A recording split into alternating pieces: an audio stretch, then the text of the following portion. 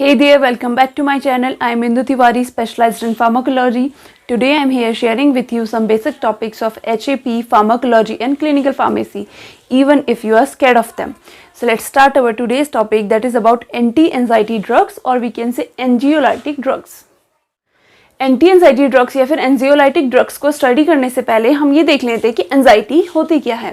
So anxiety is unpleasant emotional state associated with uneasiness, discomfort and fear from defined or undefined future threats. That means anxiety एक ऐसी emotional state है जिसमें uneasiness होती है. That means हमारी body uneasy feel करेगी, ठीक है. उसके अलावा अनप्लीजेंट फील करेगी, अच्छा फील नहीं करेगी. उसके अलावा बॉडी में बहुत सारे डिस्कम्फर्ट होते रहेंगे जो कि हमारी इमोशनल स्टेट को और ज़्यादा वर्स्ट कर देंगे. उसके साथ साथ क्या होता है, हमें फियर फील होता है. फियर किस चीज़ के लिए, कि फ्यूचर में जो भी इवेंट होने वाला है, जो आपको पता है कि ऐसा होगा या फिर आपको नहीं पता कि आगे क्या होगा, लेकिन आप उस चीज़ के लिए डर रहे होते हैं, तो उस चीज़ को बोला जाता है एंजाइटी. तो इसके लिए बहुत इजी एग्जांपल मैं आपको देती हूँ. एज लाइक जब हमारा रिजल्ट आने वाला होता है तो उस टाइम पे क्या होता है कि हमें थोड़ा सा डर लग रहा होता है कि हम पास होंगे, फेल होंगे, हमारे कितने मार्क्स आएंगे. उसके अलावा क्या होता है कि एक्साइटमेंट वाली फीलिंग भी होती है कि हमारी रिजल्ट कैसा रहेगा. तो उस मिक्स फीलिंग को बोला जाता है एंजाइटी, ठीक है. अब जब ये एंजाइटी क्या होती है, एक नॉर्मल लेवल पे है तो ठीक है कि हमें हाँ रिजल्ट के लिए डर लग रहा है, या फिर हमारी कोई स्टेज परफॉर्मेंस है हमें उसके लिए डर लग रहा है, या फिर हमें किसी नए कॉलेज में जाना है, कहीं नई जॉब पे जाना है, तो उस चीज़ के लिए अगर हमें फियर है तो वो फियर या फिर वो एंजाइटी बिल्कुल नॉर्मल है. अब जब यही एंजाइटी या फिर यही फियर एक लेवल से थोड़ा ज़्यादा बढ़ जाता है तो उस कंडीशन को बोला जाता है एंजाइटी, या फिर बहुत वर्स कंडीशन होती है एंजाइटी की. तो उसका ट्रीटमेंट होना बहुत ज़्यादा इंपॉर्टेंट है. अब बहुत सारे साइकोटिक पेशेंट्स होते हैं जिनको एंजाइटी भी फील होती है. अब अगर एंजाइटी के हम सिम्टम्स की बात करें तो मेनली क्या होता है, जो हार्ट बीट है बहुत ज़्यादा तेज हो जाती है, जिसकी वजह से पाल्पिटेशन होता है. हार्ट में थोड़ा पेन जो भी पर्सन है वो फील कर सकता है. उसके अलावा अगर हम जीआई सिस्टम की बात करें तो गट की जो मोटेलिटी है वो बहुत ज़्यादा बढ़ जाती है. दैट मीन्स जो पेरिस्टाल्टिक मूवमेंट है वो बहुत ज़्यादा बढ़ जाता है. एसिड का जो रिफ्लक्स है वो बहुत ज़्यादा बढ़ जाता है. दैट मीन्स पेट में बहुत ज़्यादा एसिडिटी होती है, जिसकी वजह से डकार आने वाली प्रॉब्लम भी हो सकती है. इसके अलावा सोशल फोबियास या फिर सोशल एंजाइटी हो जाती है. दैट मीन्स हम ये बहुत ज़्यादा डरने लग जाता है वो पेशेंट जिसको एंजाइटी हो रही है कि उसके आसपास जो भी पर्सन प्रेजेंट है वो उसे जज करेगा. इसके अलावा OCD that means obsessive compulsive disorder हो सकता है इसका सिम्टम. उसके अलावा पोस्ट ट्रॉमेटिक स्ट्रेस डिसऑर्डर के जो भी पेशेंट्स होते हैं उनको भी एंजाइटी होती है. इसके अलावा अलग अलग टाइप के फोबियाज, एज लाइक किसी को पानी से डर लगता है, किसी को हाइट से डर लगता है, तो इस टाइप के फोबियाज की कंडीशन में भी क्या है एंजाइटी हो सकती है. जैसे आपने देखा होगा बहुत सारे लोग जो हाइट से डरते हैं, अगर उनको हाइट पे खड़ा कर दिया जाए बहुत ज़्यादा तो उनको क्या होगा, एकदम से उनकी हार्ट बीट तेज हो जाएगी. ठीक है, होता है ना कि बहुत बार आपने देखा होगा कि जो गट की मोटेलिटी होती है वो भी बहुत ज़्यादा उनकी बढ़ जाती है. तो ये सारे सिम्टम्स हैं जो कि एंजाइटी को सपोर्ट करते हैं. अब एंजाइटी को ट्रीट होना बहुत ज़्यादा इंपॉर्टेंट है, क्योंकि अगर एंजाइटी का लेवल बहुत ज़्यादा बढ़ गया तो ये हमारी बॉडी में बहुत ज़्यादा फैटल रिजल्ट्स भी शो कर सकता है. सो नेक्स्ट हम बात कर लेते हैं एंटी एंजाइटी ड्रग्स, और we can say anxiolytic drugs के बारे में. एंटी एंजाइटी ड्रग्स में फर्स्ट क्लास आती है बेंजोडाइजेपिन्स. तो इसके अंदर ड्रग्स आती हैं डाइजेपाम, क्लोरडाइजेपॉक्साइड, एल्प्राजोलाम और लोराजेपाम. तो इन ड्रग्स का अगर हम मैकेनिज्म ऑफ एक्शन देखें तो ये मेनली क्या करती है, हमारे ब्रेन में गाबा रिसेप्टर प्रेजेंट होता है. तो अब हमें पता है कि जो गाबा रिसेप्टर्स होते हैं वो मेनली इनहिबिटरी रिसेप्टर्स होते हैं. दैट मीन्स अगर हमारी बॉडी में कोई भी फिजियोलॉजिकल फंक्शन अपनी लिमिट से बहुत ज़्यादा बढ़ जाता है तो उसको ये इनहिबिट करने का काम करते हैं. तो गाबा रिसेप्टर्स मेनली जो हमारी सेल है उसकी मेम्ब्रेन के बीच में प्रेजेंट होते हैं. तो अब ये मेनली एक्शन कैसे प्रोड्यूस करते हैं, जो हमारा मान लेते हैं हम डाइजेपाम का एग्जाम्पल ले लेते हैं.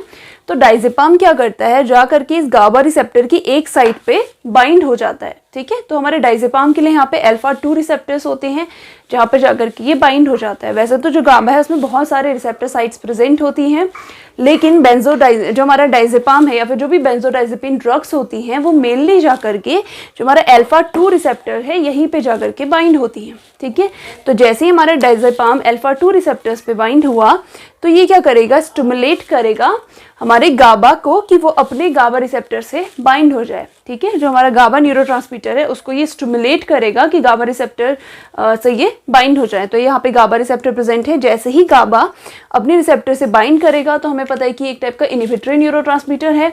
तो ये क्या करेगा, जो भी एक्शन पोटेंशियल प्रोड्यूस हो रहा है, जो हमने आपको बताया था पहले ही कि जब भी एक्शन पोटेंशियल प्रोड्यूस होता है तो उसमें अलग अलग स्टेजेस आती हैं, जैसे कि डीपोलराइजेशन, रीपोलराइजेशन. ठीक है, तो अभी क्या हो रहा है, जब सिग्नल ट्रांसमिट हो रहा है आगे, दैट मीन्स न्यूरॉन्स में सिग्नलिंग हो रही है, तो उस कंडीशन में क्या होगा कि ये गाबा अभी काम नहीं कर रहा है क्योंकि ये तो इनहिबिटरी है। उस टाइम पे क्या हो रहा है कि रेगुलेटरी हमारे जो बाकी न्यूरोट्रांसमीटर्स हैं वो अपना काम कर रहे हैं।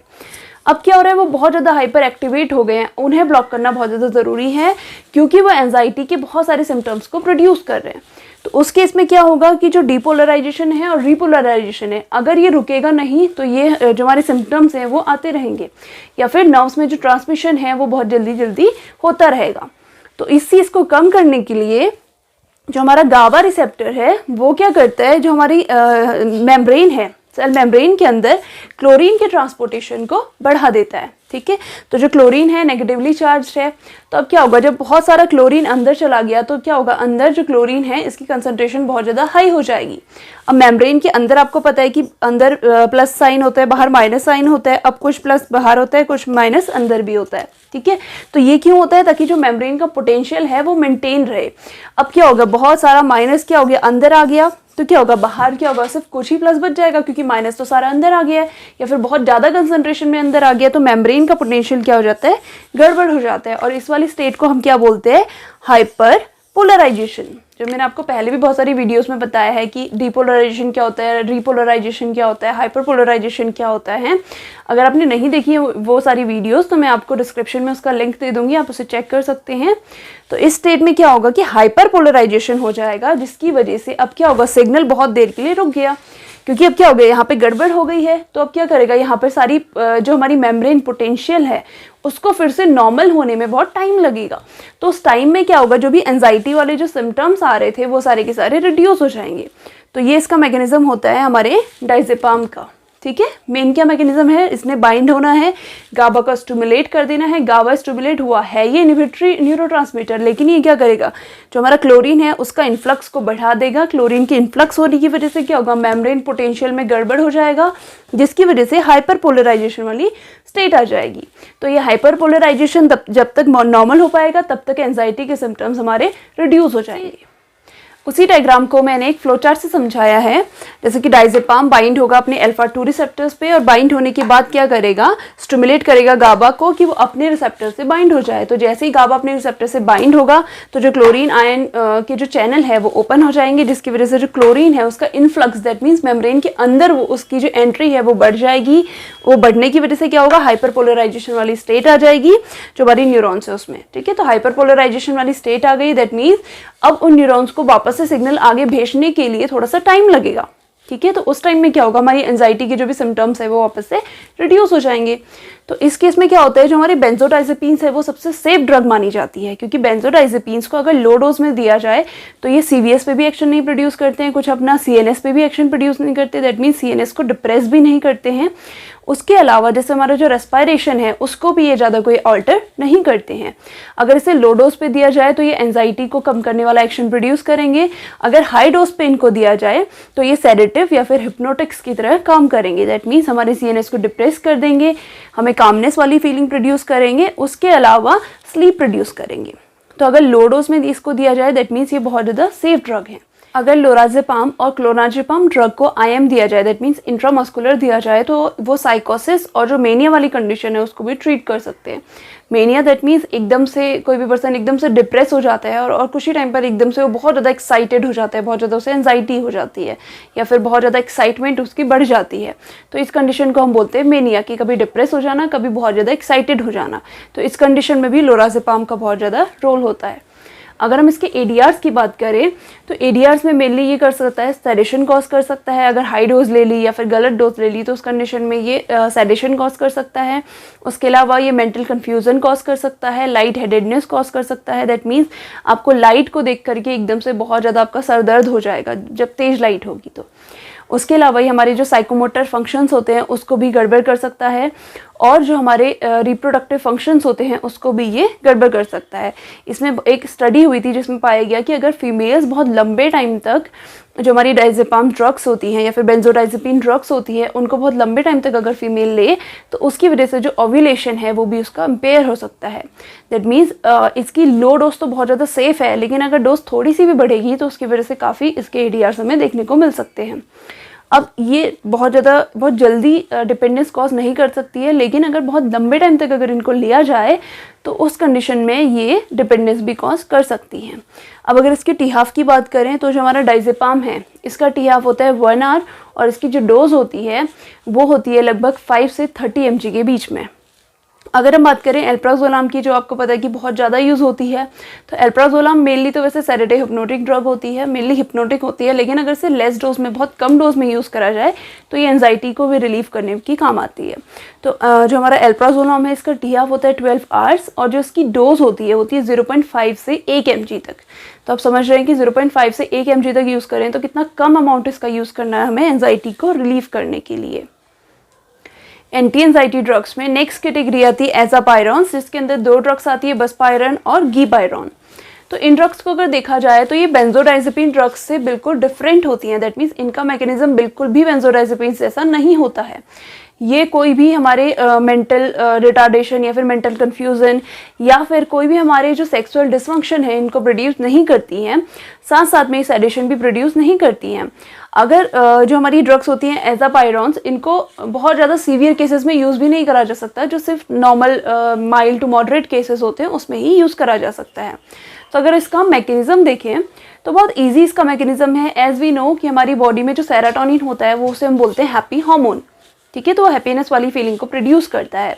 अब जब वही हैप्पीनेस वाली फीलिंग बहुत ज़्यादा बढ़ जाती है तो उस कंडीशन में क्या होता है, जो हमारी एक्साइटमेंट है या फिर जो एंजाइटी है वो बहुत ज़्यादा बढ़ जाती है। एज वी नो कि जो हमारा 5-HT है सेरोटोनिन वो हमारी नर्व एंडिंग्स में प्रेजेंट रहता है, ठीक है। नर्व एंडिंग्स के अंदर वो जो हमारी वेसिकल्स प्रेजेंट होती हैं उसमें स्टोर होता है। जैसे ही उसमें सिग्नल आएगा हैप्पीनेस का तो उस कंडीशन में क्या होगा, वो रिलीज़ होगा। रिलीज़ होता है किस तरीके से, एक्सोसाइटोसिस की तरीके से। दैट मीन्स ये हमारी जो मेम्ब्रेन होगी वेसिकल्स की वो हमारी क्या होगी, जो हमारी एक्सोनल, जो हमारी ये नर्व टर्मिनल है इससे कंबाइन हो जाएगी, ठीक है, ऐसे करके इससे कंबाइन हो जाएगी और जो भी इसके अंदर 5-HT है वो सारे का सारा बाहर आ जाएगा। तो अब ये 5-HT जब बाहर आता है अपने रिसेप्टर से बाइंड होता है तो उसकी वजह से क्या होता है, एक्साइटेशन प्रोड्यूस होती है या फिर हैप्पीनेस वाली फीलिंग प्रोड्यूस होती है। जब ही हैप्पीनेस या फिर एक्साइटेशन बहुत ज़्यादा बढ़ जाती है तो उस बढ़ी हुई कंडीशन को हम बोलते हैं एंजाइटी, ठीक है। तो एंजाइटी के जो भी सिम्टम्स आते हैं उसमें ये रोल प्ले करती है, अपना कॉन्ट्रीब्यूशन उसमें देती है। तो इसीलिए हम बोल रहे हैं कि जो एजापायरॉन्स है वो बहुत अच्छा एक्शन तो प्रोड्यूस नहीं करती है कि सीवियर एंजाइटी को वो ठीक कर देंगी, लेकिन जो माइल्ड टू मॉडरेट एंजाइटी होती है उसमें ये अपना एक्शन प्रोड्यूस करती हैं। तो अब इसमें एक्शन ये क्या प्रोड्यूस करती हैं कि हमें पता है कि जो हमारा सेरोटोनिन है वो अपने 5-HT रिसेप्टर से बाइंड होगा, ठीक है।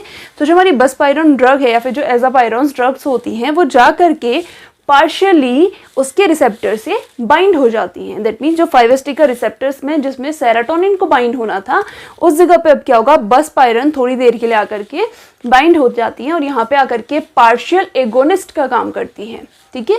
एगोनिस्ट, एंटागोनिस्ट, ये सब क्या होते हैं मैं इसके बारे में पहले एक वीडियो बना चुकी हूँ, तो जिन्होंने वो वीडियो देखी उनको पता होगा कि जो हमारे पार्शियल एगोनिस्ट होते हैं वो एक्टिविटी को बहुत ज़्यादा इंक्रीज नहीं करते हैं। पार्शियल एगोनिस्ट जो रिसेप्टर है उसकी एक्टिविटी को थोड़ा बहुत ही डिस्टर्ब करते हैं, ठीक है।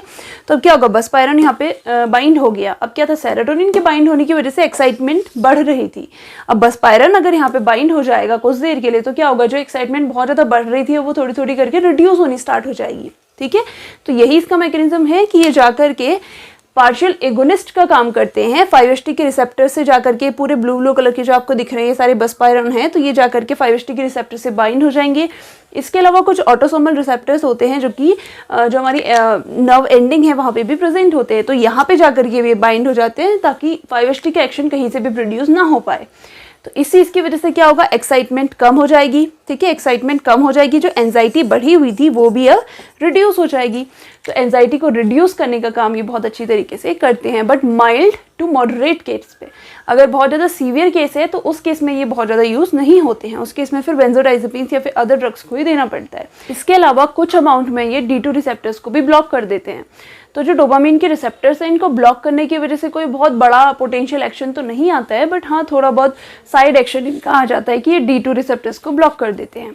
अगर इनकी फार्माकोकाइनेटिक की बात करें तो ये ओरली बहुत अच्छे से एब्जॉर्ब हो जाते हैं, बट इनका जो फर्स्ट पास मेटाबॉलिज्म होता है लिवर में वो बहुत ज़्यादा हो जाता है। दैट मीन्स बहुत ज़्यादा अमाउंट में ये फर्स्ट पास मेटाबोलाइज हो जाते हैं, जिसकी वजह से जो इसका डिस्ट्रीब्यूशन है या फिर जैसे हम बोल सकते हैं इसकी बायो अवेलेबिलिटी है वो बहुत रिड्यूस हो जाती है। तो लेस देन 5% इसकी बायोबिलिटी होती है हमारे ब्लड में, तो सोचिए 95% इसका फर्स्ट पास मेटाबॉलिज्म हो जाता है। इसके अलावा जो इसका एक्सक्रीशन होता है वो स्टूल के थ्रू भी होता है और जो हमारा यूरिन है उसके थ्रू भी होता है। अगर इसके टीहाफ की बात करें तो लगभग 2 से लेकर के 3.5 घंटे तक का इसका टीहाफ आता है। अब अगर हम इसके एडीआर्स की बात करें तो एडीआर्स में मेनली ये नोजिया कॉज कर सकता है, डिजीनेस कॉज कर सकता है, दैट मीन्स चक्कर आना हल्का। उसके अलावा ये लाइट हेडेडनेस कॉज कर सकता है, दैट मीन्स लाइट को देख करके आपके सर में बहुत तेज दर्द होगा। उसके अलावा ये रैशेस कॉज कर सकता है और बहुत कभी कभी क्या होता है बहुत ज़्यादा एक्साइटमेंट कॉज कर देता है, दैट मीन्स एडीआर है ये कि ये एकदम से एक्साइटमेंट प्रोड्यूस कर देगा। अगर इसकी डोज की बात करें तो लगभग 5 से लेकर के 15 mg तक की इसकी डोज होती है। नेक्स्ट कैटेगरी आती है एंटी हिस्टामिनिक ड्रग्स की। नेक्स्ट कैटेगरी आती है एंटी हिस्टामिनिक ड्रग्स की, जिसके अंदर ड्रग आती है हाइड्रोक्सीजीन। तो हाइड्रोक्सीजीन जो ड्रग है वो मेनली क्या करती है, एंटी हिस्टामिनिक एक्शन दिखाने के साथ साथ एंटी मस्कैरिनिक एक्शन दिखाती है, उसके अलावा स्पाज्मोलाइटिक एक्शन दिखाती है और एंटीमेटिक एक्शन प्रोड्यूस करती है। तो इन सारे एक्शंस की वजह से क्या होता है कि जो हमने बोला था ना कि बहुत ज़्यादा एक्साइटमेंट होता है, तो उसके साथ साथ जो हमारे गट है उसका मूवमेंट बढ़ जाता है, एसिडिटी बढ़ जाती है, ठीक है। तो उन सारे एक्शंस को ये थोड़ा सा रिड्यूस कर देती है। अब ये कोई प्रॉपर मेडिसिन नहीं है एंजाइटी के लिए, बट ये एंजाइटी के सिम्टम्स को कम करने में हेल्प करती है बाकी ड्रग्स का। जैसे बेंजोडाइजेपिन्स के साथ अगर कॉम्बिनेशन में इसे दिया जाए तो ये जाकर के जो हमारे एसिटाइल कोलिन है उसकी वजह से जो बहुत ज़्यादा सिम्टम्स आ रहे थे कि हमारी गैस्ट्रिक मोटेलिटी बहुत ज़्यादा बढ़ जा रही थी, या फिर एसिड का प्रोडक्शन बहुत ज़्यादा हो रहा था, या फिर जो डकार आ रही थी, तो उन सबको ये रिड्यूस कर देती है। दैट मीन्स सिम्टोमेटिक रिलीफ ये दे सकती है। अगर इसकी डोज की बात करें तो लगभग 50 से लेकर के 200 mg इसकी डोज हमें लेनी पड़ती है। नेक्स्ट कैटेगरी आती है बीटा ब्लॉकर्स की। तो जो बीटा रिसेप्टर्स होते हैं वो मेनली होते हैं जो हमारे एड्रेनर्जिक सिस्टम होता है। Adrenergic system that means adrenaline जाकर के बीटा रिसेप्टर से बाइंड होता है, जिसकी वजह से जो पाल्पिटेशन है या फिर बीपी का बढ़ जाना है या फिर ट्रिमर्स आना है, तो ये सारी कंडीशंस आती हैं। अब हमने क्या करना है कि उन सारे सिम्टम्स को कम करना है, तो हम ये बीटा ब्लॉकर्स ड्रग दे देते हैं। तो ये बीटा ब्लॉकर्स ड्रग क्या कर देती हैं, जो कि मेनली होती है प्रोपेनोनॉल। तो प्रोपेनोनॉल क्या करती है, इन बीटा रिसेप्टर्स को जाकर के ब्लॉक कर देती है। तो इनको ब्लॉक करने की वजह से क्या होगा, बीपी डिक्रीज हो जाएगा, क्योंकि जो हमारे प्रोपेनोनॉल बीटा रिसेप्टर को जब बाइंड करेगी तो जो हमारी ब्लड वेसल्स हैं वो क्या हो जाएंगी, डायलेट हो जाएंगी। ब्लड वेसल्स डायलेट होंगी तो क्या होगा, ब्लड का प्रेशर कम हो जाएगा। उसकी वजह से क्या होगा, जो पाल्पिटेशन है दैट मीन्स जो फोर्स ऑफ कंट्रैक्शन हमारा हार्ट बहुत जल्दी जल्दी कर रहा था, तो वो भी रिड्यूस हो जाएगा। तो उसकी वजह से पाल्पिटेशन रिड्यूस हो जाएगा और जो सिम्टम्स थे एंजाइटी के वो आने थोड़े से रिड्यूस हो जाएंगे। अब जो हमारे बीटा ब्लॉकर्स होते हैं मेनली इनको स्ट्रेस वाली कंडीशन में यूज़ करा जाता है। बहुत ज़्यादा एंजाइटी में बहुत ज़्यादा इफेक्टिव नहीं है, क्योंकि इनको हमेशा कॉम्बिनेशन में देना ही फायदेमंद होता है। बीटा ब्लॉकर ड्रग्स को बेंजोडाइजेपिन्स के साथ कॉम्बिनेशन में दिया जाता है, मेनली सोशल फोबियाज को कम करने के लिए, उसके अलावा जो एग्जामिनेशन फियर होता है उसको कम करने के लिए। वैसे तो ये चीज़ नॉर्मल है कि अगले दिन एग्जाम है तो पहले दिन थोड़ी एंजाइटी हो जाती है, थोड़ा सा फियर हमें लगता है कि एग्जाम कैसा जाएगा, बट कुछ बच्चे ऐसे होते हैं जिन्हें बहुत ज़्यादा एग्जामिनेशन फियर हो जाता है, या फिर जिसे बोलते हैं एग्जाम फीवर हो जाता है। तो उस कंडीशन में क्या होती है, उनकी एग्जाम से पहले बहुत ज़्यादा तबीयत खराब हो जाती है, फीवर आ जाता है, या फिर उनका हार्ट बीट बहुत ज़्यादा तेज हो जाता है। तो इस टाइप के कुछ भी सिम्टम्स है जिसको हम रिलेट कर सकते हैं एग्जामिनेशन फियर के साथ। तो इनको रिड्यूस करने में भी बीटा ब्लॉकर्स बेंजोडाइजेपिन्स के साथ मिल करके अच्छा एक्शन प्रोड्यूस करते हैं। अब ये सिम्टोमेटिक रिलीफ तो देते हैं, लेकिन जो भी हमारी साइकोलॉजिकल कंडीशन है दैट मीन्स फियर वाली कंडीशन है, या फिर जो हमारा कोई भी एक्साइटमेंट वाली कंडीशन है, उसको रिड्यूस ये नहीं करते हैं।